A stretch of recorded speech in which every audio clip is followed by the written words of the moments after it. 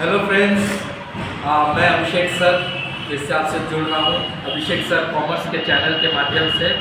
Friends, आज मैं जो टॉपिक आपके साथ डिस्कस करने वाला हूँ वो बहुत इंपॉर्टेंट टॉपिक है for all the aspirants who are going to give their exams for +2 and even in colleges और any professional courses. Friends, my topic for today is admission of a partner. Admission of a partner होता क्या है? Admission of partner, when a new partner or when a new person enters any partnership firm, then we say that that person is admitted to this partnership business. Partnership business में new partners क्यों admit होता है? There may be various reasons. कुछ reasons जो common reasons है वो अपने expertise knowledge लेके आते हैं। सेकेंड है कि वो इतना कैपिटल लेके आते हैं जिससे बिजनेस को और एक्सपेंशन और ग्रोथ मिल सके। तो इसलिए इसका बहुत सारे बहुत सारे ये हैं जो फंक्शंस हैं जिसलिए वो आते हैं। अब हम समझते हैं कि एक पार्टनरशिप में एक नया फर्म के बिजनेस में एक नया एंट्री हो रहा है तो इसका इम्पैक्ट क्या है। तो पहला इम्पैक्ट फ्रेंड्स ये होता है कि नया पार्टनर आने के बाद में जो प्रॉफिट शेयरिंग रेशियो है वो चेंज हो जाता है।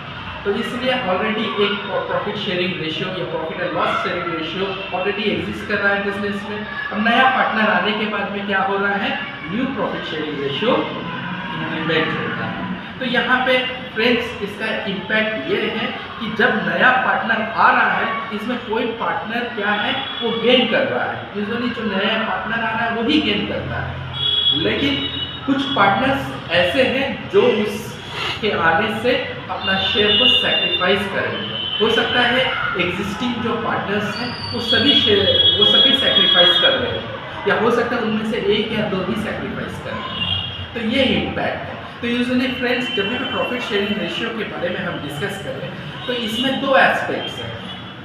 ये एस्पेक्ट्स आपको क्वेश्चन में ही दिया जाएगा। एक क्वेश्चन में दिया जाएगा जब सारा इंफॉर्मेशन उसमें दिया जा रहा है कि एक नया पार्टनर आने के बाद में उनको कितना शेयर मिल रहा है, कितना वो सैक्रिफाइस कर रहे हैं, ओल्ड पार्टनर्स कितना सैक्रिफाइस कर रहे हैं जिनसे उनको उनका शेयर मिल रहा है। और सेकेंड कंडीशन ये है कि उनको पता नहीं है कि कौन कितना सैक्रिफाइस कर रहा है, लेकिन उनको ये पता है कि उनका शेयर फ्यूचर में क्या होगा। तो ये दो एस्पेक्ट्स हैं फ्रेंड्स।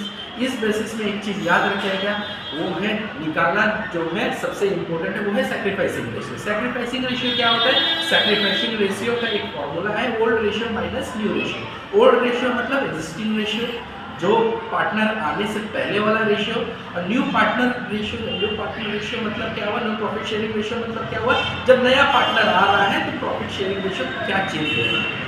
और ये दोनों को माइनस करने से ओल्ड माइनस न्यू करने से क्या निकलता है, सैक्रिफाइसिंग रेशियो। तो ये पहला एस्पेक्ट है वो है आपको सैक्रिफाइसिंग रेशियो निकालना। सेकेंड वेरी इंपॉर्टेंट चीज है friends, that is reserve and surplus. Already reserve and surplus आपके बिजनेस फॉर्म में एग्जिस्ट कर रहे हैं in form of general reserve, in form of contingency reserve, capital reserve, workman compensation reserve, बहुत सारे reserve है। तो रिजर्व क्या है friends? It is a liability. अगर आप लायबिलिटी को बिजनेस से क्या करेंगे, ये लायबिलिटी क्या है, जो एग्जिस्टिंग पार्टनर्स वो लोग पैसा कमाए थे, तो ये जो लायबिलिटी इसको बिजनेस से आउट करेंगे तो जो अकाउंटेंसी का रूल है that is when a liability is taken out from any business और फ्रॉम द बैलेंस शीट, तो इसका बैलेंस क्या होगा, इसका एंट्री क्या होगा, डेबिट बैलेंस होगा, डेबिट एंट्री होगा। तो रिजर्व अकाउंट को हम डेबिट करेंगे और ओल्ड पार्टनर्स को, जो एग्जिस्टिंग पार्टनर या जो एंट्री होने से पहले जो पार्टनर्स थे उन पे हम ये पार्टनर या ये रिजर्व हम उनको बांट देंगे। किस रेशियो में बांटेंगे friends? Not sacrificing ratio, not old ratio, not sacrificing ratio, not new ratio, it will be distributed in old ratio. Correct with this? Clear with this? Next aspect है वो है goodwill. ट्रीटमेंट ऑफ गुडविल बहुत ही important है friends. अब इसमें थोड़ा बहुत समझना पड़ेगा। पहला चीज़ क्या है कि नया पार्टनर जब आता है तो वो क्या लेके आता है, वो कंपनी के लिए कैपिटल लेके आता है और कंपनी के लिए गुडविल लेके आता है। जब कंपनी के लिए कैपिटल लेके आ रहा है तो इसका एंट्री क्या रहता है, ये हम लोग 11 से सीखते आ रहे हैं या बचपन से बेसिक से सीखते आ रहे हैं, cash account debit to capital account. और जब वो गुडविल लेके आ रहा है तो उसके लिए क्या एंट्री करेंगे, cash account debit to goodwill account, premium for goodwill account. Clear with this? अब जब ये पार्टनर वो गुडविल लेके आ रहा है तो ऑब्वियस है इसको क्या करेंगे हम, इसको जो एग्जिस्टिंग पार्टनर है उसको, एग्जिस्टिंग पार्टनर, ये एक आपको याद रखना पड़ेगा कि जो गुडविल लेके आ रहा है तो लाने वाला कौन है, न्यू पार्टनर है। और वो किसको दिया जाएगा, जो पार्टनर सैक्रिफाइस कर रहा है उसी को दिया जाएगा। Mind my words, not old partners but sacrificing partner के को ही दिया जाएगा इन सैक्रिफाइसिंग रेशियो।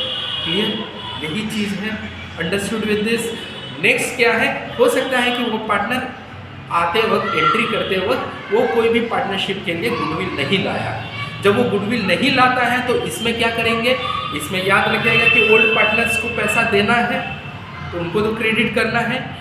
न्यू पार्टनर एक नया अकाउंट खुलेंगे, वो है या तो करेंट अकाउंट या तो capital account. So new partners capital account या current account debit to old partners capital account, इसमें हम गुडविल को ट्रीटमेंट करेंगे। Done with this? अब आप याद रखिएगा नेक्स्ट स्टेप क्या है, रिवैल्यूएशन ऑफ अकाउंट। जितने भी एसेट्स और लायबिलिटीज हैं वो बिजनेस में, नया बिजनेस में क्या करेंगे, जब नया बिजनेस मतलब क्या है, न्यू एंट्री हो रहा है तो वो क्या कर रहे हैं, अपने बिजनेस को फिर से क्या कर रहे हैं या अपने अकाउंट्स को फिर से क्या कर रहे हैं, फिर से उसको रीवैल्यू कर रहे हैं। तो रीवैल्यू करते समय हो सकता है कुछ एसेट्स बढ़ रहे हैं, हो सकता है कुछ एसेट्स घट रहे हैं, अगर हो सकता है कुछ लायबिलिटीज बढ़ रहा है और कुछ लायबिलिटीज घट रहा है। तो नॉमिनल नेचर होने के कारण we all know that basics हैं कि expenses and losses are to be debited, incomes and gains are to be credited. Done with this? तो जितने भी एसेट्स हैं अगर बढ़ रहे हैं तो वो क्रेडिट बैलेंस होंगे, अगर लायबिलिटी घट रहा है तभी भी वो क्रेडिट बैलेंस होंगे, और उनके ऑपोजिट यानी कि अगर एसेट्स घट रहा है तो वो डेबिट बैलेंस होगा, और लायबिलिटी बढ़ रहा है तो भी वो डेबिट बैलेंस होगा। Done with this? और अल्टीमेटली हम क्या निकालेंगे, उस रिवैल्यूएशन में दो ही हो सकता है, दो ही रिजल्ट हो सकता है, या तो प्रॉफिट होगा या तो लॉस होगा। प्रॉफिट ऑन रिवैल्यूएशन और loss on revaluation, that should be divided among the partners in old ratio. Done with this?